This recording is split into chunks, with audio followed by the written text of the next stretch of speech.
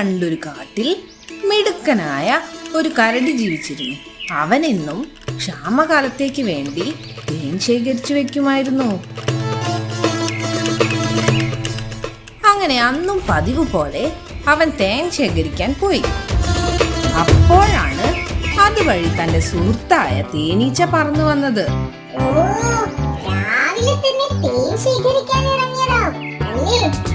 പിന്നല്ലാതെ എനിക്ക് പറഞ്ഞു തന്ന പോലെ ഞാനിപ്പോൾ ഇന്നും തേൻ ശേഖരിക്കാറുണ്ട്. അതുകൊണ്ട് തന്നെ എനിക്ക് ഇതുവരെ പട്ടിണി എടുക്കേണ്ടി വന്നിട്ടില്ല. അതാണ് പറയുന്നത്, സമ്പർക്കകാലത്ത് കൈപ്പത്ത് വെച്ച ആപത്ത് കാലത്ത് കാപ്പത്ത് തിന്നാമെന്ന്. നീ വരുന്നു എന്റെ കൂടെ? ഇല്ല, ഇന്ന് എനിക്ക് മലമുകളിലാണ് ഡ്യൂട്ടി. അവിടെ പുതിയ പൂക്കൾ നിറഞ്ഞിട്ടുണ്ടെന്ന് കേട്ടു. വേഗം ചെല്ലാൻ പറഞ്ഞിട്ടുണ്ട്. ഇപ്പോൾ തന്നെ നേരം വൈകി. എന്നാ ഞാൻ വേഗം ചെല്ലട്ടെ. ഓക്കേ. ഇതും പറഞ്ഞവർ രണ്ടുപേരും പിരിഞ്ഞു. കുറഞ്ഞ സമയത്തിന് ശേഷം മാനമിരുണ്ടു. തേനെടുക്കാൻ പോയ കരടിക്കുട്ടൻ സമയം പോയതറിഞ്ഞില്ല. അവൻ കുടത്തിൽ നിറയെ തേനുമായി വീട്ടിലേക്ക് വേഗം നടന്നു. നല്ല മഴ വരുന്നുണ്ട്, വേഗം നടക്കാം. എന്നാണെങ്കിൽ നല്ല അടിപൊളി സ്വർണ്ണ നിറത്തിലുള്ള തേനാണ് കിട്ടിയതും. പെട്ടെന്നാണ് വലിയ കാറ്റ് വീശിയതും ഇടിമിന്നലടിച്ചതും. അമ്മേ, എത്രയും പെട്ടെന്ന് എവിടെയെങ്കിലും കയറി നിൽക്കണം. ഇല്ലെങ്കിൽ ഇപ്പോൾ മഴ നനഞ്ഞ ഞാൻ ഇഷ്ടപ്പെട്ട് ശേഖരിച്ചതിന്റെ തേനൊക്കെ വെള്ളത്തിലാവും. തേൻകുടവുമായി നമ്മുടെ കരടിക്കുട്ടൻ അങ്ങോട്ടും ഇങ്ങോട്ടും ഓടിക്കൊണ്ട് കയറി നിൽക്കാൻ ഒരു സ്ഥലം നോക്കി. പെട്ടെന്നാണ് ദൂരെ ഒരു ഗുഹ ശ്രദ്ധയിൽപ്പെട്ടത്. ഹാവൂ, ഒരു ഗുഹയല്ലേ അത്? വേഗം തന്നെ അതിനുള്ളിൽ കയറിക്കൂടാം. മഴ തോന്നിട്ട് ഈ വീട്ടിൽ പോകാം. കരടിക്കുട്ടൻ വേഗം തന്നെ ഗുഹയ്ക്കുള്ളിലേക്ക് ഓടിക്കയറി. ഗുഹയ്ക്കുള്ളിലേക്ക് കയറിയതും കരടിക്കുട്ടൻ പേടിച്ചു പോയി. നമ്മുടെ കരടിക്കുട്ടൻ അറിയാതെ കയറിയത് ഒരു സിംഹത്തിന്റെ ഗുഹയിലേക്കായിരുന്നു.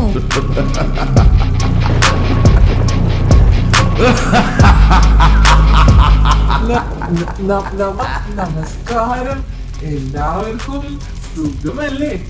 ഇതെന്താ മഴ അല്ലേ? അതെ, മഴ, വിശപ്പ്, കരടി. ആഹാ, അന്തസ്. അയ്യോ, എന്നെ അവൻ ചെയ്യരുത്. ഞാൻ മഴ പെയ്തപ്പോൾ അറിയാതെ ഓടിക്കയറിയതാണ്. നിങ്ങളുടെ ഗുഹ എന്ന് അറിഞ്ഞില്ല. ഗുഹയിലേക്ക് വരുന്ന അതിഥികളെ ഞങ്ങളൊന്നും ചെയ്യാറില്ല, അല്ലേ? അതെ, അവർ നേരെ വന്ന് സിംഹരാജാവിന് മുന്നിൽ ഇരുന്നു കൊടുക്കാറാണ് പതിവ്. ഒരുപാട് നാളായി ഒരു മുട്ടൻ കരടിയെ ശാപ്പിട്ടിട്ട്. അതെ അതെ, എന്നാൽ ഇവനെ അങ്ങോട്ട് ശരിപ്പെടുത്തുകയല്ലേ? നിൽക്ക്, എന്താ നിന്റെ കയ്യിലുള്ള കുടത്തിൽ? സിംഹരാജാവിന്റെ ഈ ചോദ്യം കേട്ടപ്പോൾ മിടുക്കനായ കരടിക്കുട്ടന് ഒരു ബുദ്ധി തോന്നി. പ്രഭു, വേറെ ആരോടും പറയില്ലെങ്കിൽ ഞാനൊരു കാര്യം പറയാം. എന്താണ്? വേഗം പറയൂ. അത് ഈ പുറത്തരം ചെന്നായും ഇവിടെ നിൽക്കുമ്പോൾ എനിക്ക് പറയാൻ കുറച്ച് ബുദ്ധിമുട്ടുണ്ട്. പറഞ്ഞത് കേട്ടില്ലേ? രണ്ടാളും പുറത്തു പോകൂ. പ്രഭു, പുറത്തു നല്ല മഴയാണ്. ഞങ്ങൾ ഇവിടെ തന്നെ നിന്നാൽ പോരെ? പറഞ്ഞതനുസരിച്ചില്ലെങ്കിൽ നിങ്ങളെ ഞാൻ...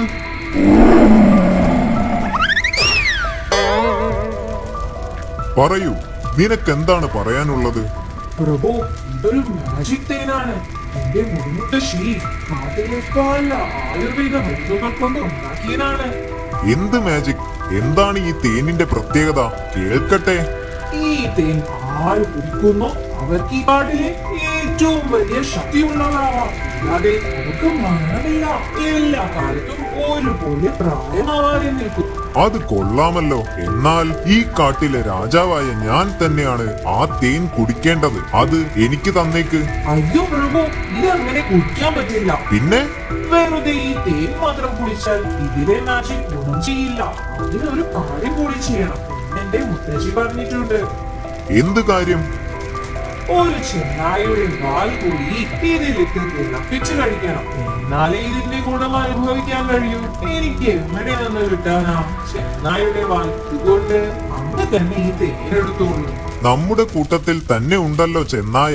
മന്ത്രി, ചെന്നായോട് വേഗം വരാൻ പറയൂ. അയ്യോ, എന്റെ വാൽ ഞാൻ തരൂല. മന്ത്രി വിളിച്ചത് കേട്ടില്ലേ? ചെന്നായോട് വേഗം വരാൻ പറയൂ. ദാ വരുന്നു പ്രഭു. അവർ രണ്ടുപേരും പേടിച്ച് വിറച്ച് രാജാവിനെ കാണാൻ പോയി. എനിക്ക് നിങ്ങളുടെ വാൽ വേണം. ഇല്ല, ഞാൻ തരില്ല. ഇത് പറഞ്ഞു ചെന്നായ ഓടി. മന്ത്രി, ഞാൻ അവനെ പിടിക്കാൻ പോവുകയാണ്. അതുവരെ ഈ കരടിയെ നോക്കണം. ഇതവന്റെ ബുദ്ധിയാണെങ്കിൽ അവനെ നമുക്ക് ഒരുമിച്ച് ശരിപ്പെടുത്താം. ഇതും പറഞ്ഞ് സിംഹം ചെന്നായയെ പിടിക്കാൻ പോയി. അങ്ങനെ ഗുഹയ്ക്കുള്ളിൽ കരടിയും കുറുക്കനും മാത്രമായി. അയ്യോ, ഒരു കാര്യം പറയാൻ പറഞ്ഞു. എന്ത് കാര്യം? അത് നിങ്ങളോട് പറയാൻ എനിക്ക് കുറച്ച് ബുദ്ധിമുട്ടുണ്ട്. ഒന്ന് വേഗം സിംഹരാജാവിനെ വിളിച്ചു കൊണ്ടുവരുമോ? അയ്യടാ, നിന്റെ ഐഡിയ മനസ്സിലിരിക്കട്ടെ. ഞാൻ സിംഹരാജാവിനെ വിളിക്കാൻ പോകുന്ന തക്കം നോക്കി നിനക്ക് രക്ഷപ്പെടാനല്ലേ. അതെന്റെ അടുത്ത് നടക്കില്ല മോനെ. അയ്യോ, അതല്ല. ദേവനെ ശക്തി ലഭിക്കാൻ ചെന്നായുടെ വാൽ മാത്രം പോരാ. പിന്നെ വേറെ എന്താണ് വേണ്ടത്? അത് പറഞ്ഞാൽ നീയൊന്നും ചെയ്യരുതേ. ഇല്ല, നീ പറ. നിന്നെ നോക്കാൻ ഏൽപ്പിച്ച മഹാരാജാവ് പോയത്. സിംഹരാജാവ് വരുമ്പോൾ നിന്നെ ശരിയാക്കിയത് കണ്ടാൽ മൂപ്പർ എന്നെ ശരിയാക്കും. നീ കാര്യം പറ. അത് പിന്നെ ചെന്നായുടെ വാലിന്റെ കൂടെ ഒരു കുറുക്കന്റെ വാലും ചേർത്ത് വേണം തേൻ തിളപ്പിച്ച് കഴിക്കാൻ. എന്നാലേ ഈ തേനിന്റെ ശക്തി ഫലിക്കൂ. ദൈവമേ, നീ എന്നോട് പറഞ്ഞത് പറഞ്ഞു. ഇത് നീ ആ വട്ടൻ രാജാവിനോട് പറയല്ലേ. പറയാതെ പിന്നെ മാന്ത്രിക തേനിന്റെ ശക്തി ഫലിച്ചില്ലെങ്കിൽ പിന്നെ എന്നെ ശരിയാകില്ലേ രാജാവ്? ആ രാജാവ് വരുന്നുണ്ടെന്ന് തോന്നുന്നു. എന്നാൽ ഞാൻ കാശിക്ക് പോയെന്ന് പറഞ്ഞേക്ക്. അങ്ങനെ മഴ മാറി കരടി തന്റെ തേനുമായി വീട്ടിലേക്ക് പോയി. മിടുക്കനായ കരടിക്ക് അവസരോചിതമായ ഇടപെടൽ കാരണം സ്വന്തം ജീവൻ തിരിച്ചു കിട്ടി. ജീവിതത്തിൽ പേടിക്കാതെ മുന്നേറുക.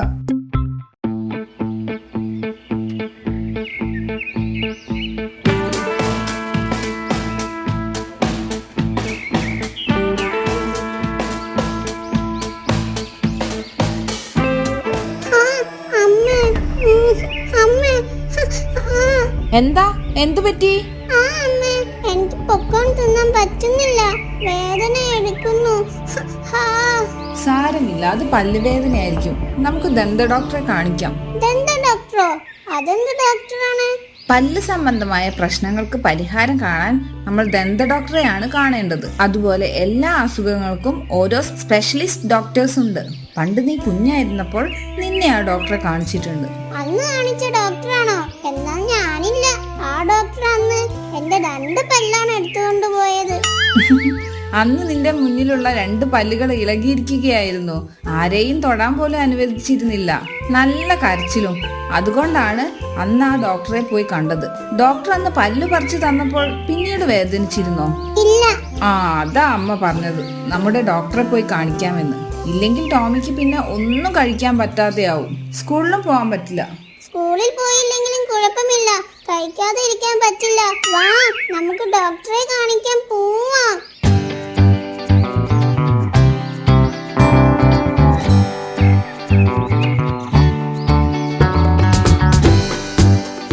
എന്തു പറ്റി? വീണ്ടും പല്ലുവേദന വന്നോ?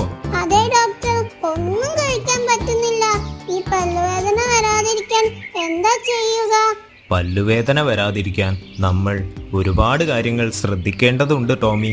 ദിവസത്തിൽ നമ്മൾ 2 തവണ പല്ല് തേക്കണം. 2 തവണയോ? അമ്മയും പറഞ്ഞിട്ടുണ്ട്. അതെന്തിനാ ഡോക്ടർ 2 തവണയൊക്കെ പല്ല് തേക്കുന്നത്? ഹഹാ, ടോമി ഒരു ദിവസം എത്ര നേരം ഫുഡ് കഴിക്കും? അത് പിന്നെ വിശന്നാൽ നമ്മളല്ലാതെ ആവില്ലേ ഡോക്ടർ? അതുകൊണ്ട് വിശക്കുമ്പോഴൊക്കെ കഴിക്കും. അപ്പോൾ അങ്ങനെ കഴിക്കുന്ന ഭക്ഷണങ്ങൾ പല്ലുകൾക്കിടയിൽ കുടുങ്ങിക്കിടക്കില്ലേ? അതുകൊണ്ടാണ് പറയുന്നത് ദിവസത്തിൽ 2 തവണ പല്ല് തേക്കണമെന്ന്. മനസ്സിലായോ? മനസ്സിലായി ഡോക്ടർ. കൈകൾ കഴുകിയില്ലെങ്കിൽ അണുക്കൾ വയറിലെത്തി വയറുവേദന വരുമെന്ന് പഠിച്ചിട്ടില്ലേ? അതുപോലെ തന്നെയാണ് പല്ലു തേച്ചില്ലെങ്കിൽ പല്ലുകൾക്കുള്ളിൽ അണുക്കൾ വന്ന് പല്ലുവേദന വരുന്നതും. ആ അണുക്കളെ നമുക്ക് എന്തുകൊണ്ടാണ് കാണാൻ കഴിയാത്തത് ഡോക്ടർ? അണുക്കൾ വളരെ ചെറുതാണ്. നമ്മുടെ കണ്ണുകൾ കൊണ്ട് കാണാൻ കഴിയില്ല. ഫുഡിന്റെ അവശിഷ്ടങ്ങൾ പല്ലുകൾക്കിടയിൽ കുറെ കാലം കിടന്നാൽ ആ അണുക്കൾ വന്ന് ആ ഫുഡ് വേസ്റ്റ് കഴിക്കും. അയ്യോ, അപ്പോ ആ അണുക്കൾ അവിടെ കിടന്ന് തടിച്ചു കൊഴുക്കില്ലേ? ഹഹാ, ടോമി പേടിക്കണ്ട. ഇതുകൊണ്ടാണ് ദിവസവും 2 നേരം പല്ല് തേക്കണമെന്ന് പറഞ്ഞത്. മനസ്സിലായോ? മനസ്സിലായി നന്ദി ഡോക്ടർ. എന്നാൽ വാ, ഞാനൊന്ന് നോക്കട്ടെ എന്താണ് നിന്റെ പല്ലിന് പറ്റിയതെന്ന്.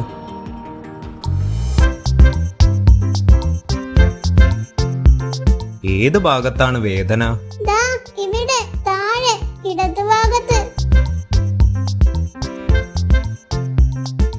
ഒരു പല്ല് കേടാണല്ലോ, കറുത്ത പാട് വന്നിട്ടുണ്ട്. കറുത്ത പാടോ? അതെങ്ങനെ? ഞാൻ നേരത്തെ പറഞ്ഞില്ലേ, പല്ലിലെ ഫുഡിന്റെ അവശിഷ്ടങ്ങൾ തിന്നുന്ന അണുക്കളെ പറ്റി. അവർക്ക് കൂടുതൽ ഇഷ്ടം മധുരമുള്ള ഭക്ഷണങ്ങളാണ്. അതായത് ഈ ബിസ്ക്കറ്റ്, ചിപ്സ്, മിഠായി പോലുള്ളവ.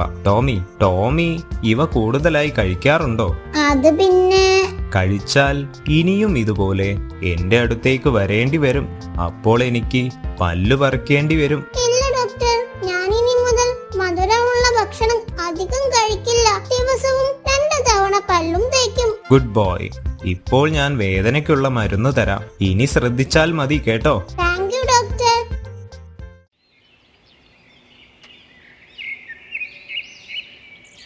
പ്രഭു, എന്റെ അമ്മയ്ക്ക് സുഖമില്ല എന്ന് പറഞ്ഞ് സന്ദേശം വന്നിരിക്കുന്നു.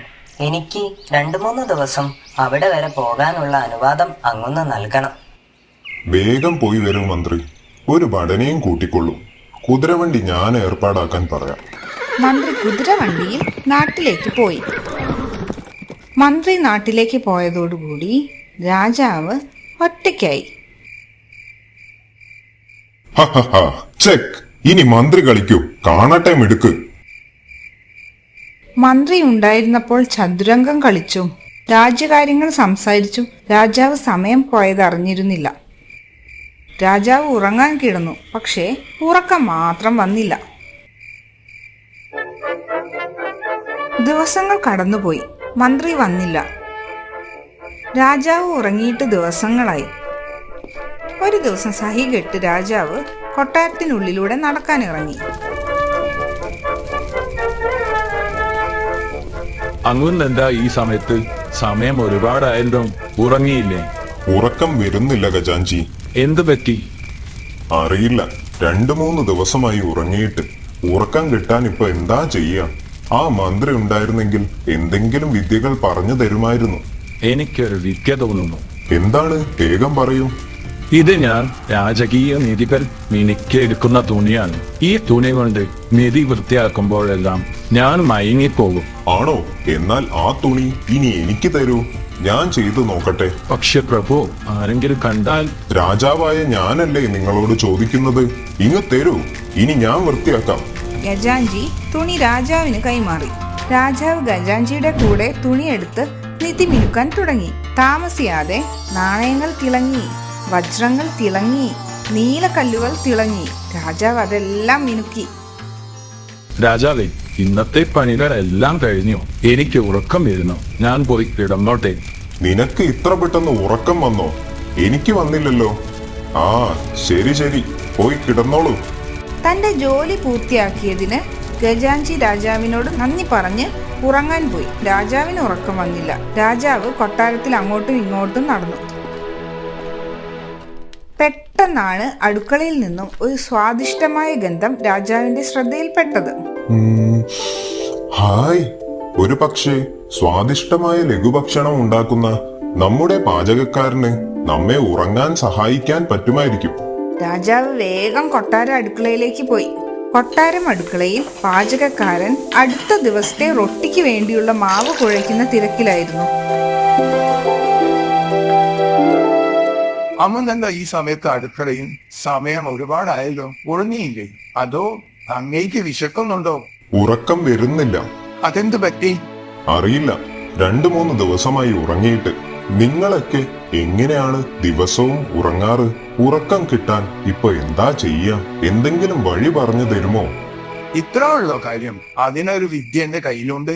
അടുത്ത ദിവസത്തെ റൊട്ടിക്ക് വേണ്ടി മാവ് കുഴയ്ക്കുന്ന എല്ലാ രാത്രിയിലും എനിക്ക് ഉറക്കം വേഗം വരുന്നുണ്ട്. അതിനാൽ അന്നും ഇതുപോലെ മാവ് കുഴച്ചു നോക്കും. ഉറക്കം പെട്ടെന്ന് വരും. ഇത് കേട്ട് രാജാവിന് സന്തോഷമായി. തന്റെ തൊട്ടു മുന്നിൽ ഒരു മാവ് കൂമ്പാരമായി ഒരുങ്ങുകയും ചെയ്തു. രാജാവും പാചകക്കാരന്റെ കൂടെ മാവ് കുഴയ്ക്കാൻ തുടങ്ങി. അതുകൊണ്ട് തന്നെ പാചകക്കാരന്റെ പണി പെട്ടെന്ന് തീർന്നു.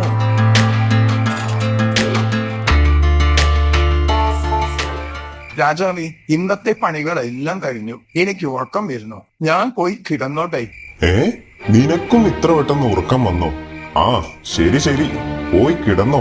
മാവ് ഉണ്ടാക്കിയതിന് പാചകക്കാരൻ രാജാവിനോട് നന്ദി പറഞ്ഞു ഉറങ്ങാൻ പോയി. രാജാവിന് ഉറക്കം വരാത്തതിൽ സങ്കടവും ദേഷ്യവും ഒരുമിച്ച് വന്നു. അവസാനം രാജാവ് സങ്കടത്തോടെ കട്ടിലിൽ വന്ന് കിടന്നു. കിടന്നതും നമ്മുടെ ഉറക്കമില്ലാത്ത രാജാവ് ഉറങ്ങിപ്പോയി. എങ്ങനെയെന്നല്ലേ? ദിവസം മുഴുവൻ ജോലിയില്ലാത്തതിനാൽ രാജാവിന് ഉറങ്ങാൻ കഴിഞ്ഞില്ല. തന്റെ കൊട്ടാരത്തിലെ എല്ലാവർക്കും ഉറങ്ങാൻ കഴിയുന്നത് എങ്ങനെയാണെന്ന് രാജാവ് അത്ഭുതപ്പെട്ടു. എന്നിരുന്നാലും രാജാവ് തന്റെ ആളുകളുടെ ചില ജോലികൾ ചെയ്തപ്പോൾ താനേ ക്ഷീണിതനായി കിടക്കയിൽ കിടന്നയുടനെ ഉറങ്ങിപ്പോയി. കഠിനാധ്വാനം നിറഞ്ഞ ഒരു ദിവസത്തിൽ നിന്നാണ് രാത്രി നല്ല ഉറക്കം ലഭിക്കുന്നത്.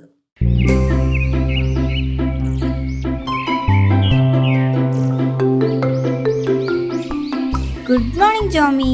എഴുന്നേറ്റേ, ദേ നേരം വൈകിട്ടോ. സ്കൂളിൽ പോകണ്ടേ? 5 മിനിറ്റിനുള്ളിൽ അമ്മ ഭക്ഷണമെല്ലാം റെഡിയാക്കി വെക്കാം. അപ്പോഴേക്കും വേഗം കുളിച്ച് റെഡി ആവണേ. ഇനി ഞാൻ വിളിക്കാൻ വടിയമായിട്ടായിരിക്കും വരിക.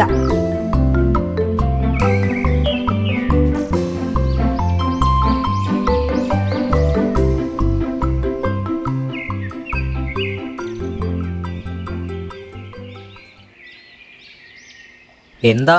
എന്തു പറ്റി? എന്താ നിന്റെ മുഖത്ത് രാവിലെ തന്നെ ഒരു വാട്ടം? നിങ്ങളുടെ മകളുടെ കാര്യം തന്നെ. ഇത്രയും വളർന്നിട്ടും സമയത്തിന്റെ വില ഇപ്പോഴും മനസ്സിലായിട്ടില്ല അവൾക്ക്. നോക്കിക്കേ, ഇത്ര നേരമായിട്ടും അവൾ എഴുന്നേറ്റിട്ടില്ല. അവളുടെ മടി മാറ്റാൻ ഒരു വഴിയുണ്ട്. എന്നാണ് അവളുടെ സ്കൂൾ ട്രിപ്പ്? അത് നാളെയാണ്. ഓക്കെ, നീ ഒരു കാര്യം ചെയ്യണം. എന്ത് കാര്യം? നാളെ ഈ വീട്ടിലെ എല്ലാ ക്ലോക്കും 30 മിനിറ്റ് നേരത്തെ ആക്കി വെക്കുക. എന്നിട്ട് മനഃപൂർവ്വം സമയം വൈകിപ്പിച്ച പോലെ അഭിനയിക്കുക. ബാക്കി ഞാൻ നോക്കിക്കൊള്ളാം. ശരി. അമ്മേ, നാളെ നേരത്തെ വിളിക്കണേ. സ്കൂളിൽ നിന്നും ട്രിപ്പ് പോകുന്ന ദിവസമാണ്. 7:30 ബസ് എടുക്കും. അതിനു മുന്നേ സ്കൂളിലെത്താൻ പറഞ്ഞിട്ടുണ്ട്. ഓക്കെ, മോള് കിടന്നോ, അമ്മ വിളിക്കാം. Good night. ഗുഡ് നൈറ്റ് അമ്മേ.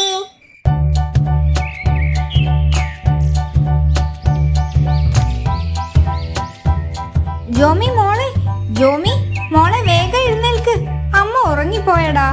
7:30 ആയി പോയി. ബസ് പോയോ ആവോ?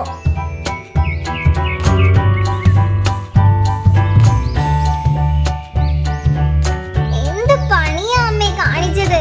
ഞാൻ ഇന്നലെ കിടക്കുന്നതിന് മുമ്പേ പറഞ്ഞതല്ലേ എന്നെ നേരത്തെ വിളിക്കണമെന്ന്.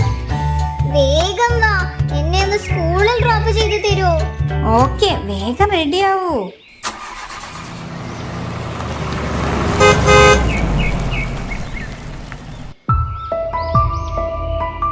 സോറി മോളെ, ഞാൻ കാരണം നിന്നെ കൂട്ടാതെ സ്കൂൾ ബസ് പോയെന്ന് തോന്നുന്നു. ഇതിനെല്ലാം കാരണം നമ്മൾ നേരത്തെ എത്താത്തതാണ്. ഞാനും ശ്രദ്ധിക്കണമായിരുന്നു. എനിക്ക് നേരത്തെ പോണമെന്ന് ഞാൻ ചിന്തിക്കേണ്ടിയിരുന്നു. ഒന്നും ഞാൻ ചെയ്തില്ല. കരയല്ല മോളെ. ഹായ്, അതാ എന്റെ സ്കൂൾ ബസ് വരുന്നു. ഹായ്. മമ്മി, ഞാനൊരു കാര്യം പഠിച്ചു. ഇനി എന്തും കൃത്യസമയത്തിന് ചെയ്യണം. സമയത്തിന്റെ വില ഞാൻ മനസ്സിലാക്കി. Good girl. നമുക്ക് സമയത്തെ പെട്ടിയിലോ ബാങ്കിലോ പൂട്ടിവെക്കാൻ സാധിക്കില്ല. ചാക്കിലോ കടലാസിലോ പൊതിഞ്ഞു വെക്കാനും പറ്റില്ല. സമയം എല്ലാവർക്കും തുല്യ അളവിലാണുള്ളത്. ചിന്തിക്കുക, വരാനുള്ളതിനെ ഒന്നിച്ച് വാരി കൂട്ടിയെടുക്കാനാവില്ല. കിട്ടുന്നതിനെ ഉപയോഗിക്കാനും തിരസ്കരിക്കാനും നമുക്ക് സ്വാതന്ത്ര്യമുണ്ട്. സമയം നമ്മെ നിർബന്ധിക്കുകയോ നിയന്ത്രിക്കുകയോ ചെയ്യുന്നില്ല. സമയം ആർക്കു വേണ്ടിയും കാത്തു നിൽക്കുകയില്ല. സൂക്ഷിക്കുക. സോറി മമ്മി, ഇനി ഞാൻ ശ്രദ്ധിച്ചോളാം.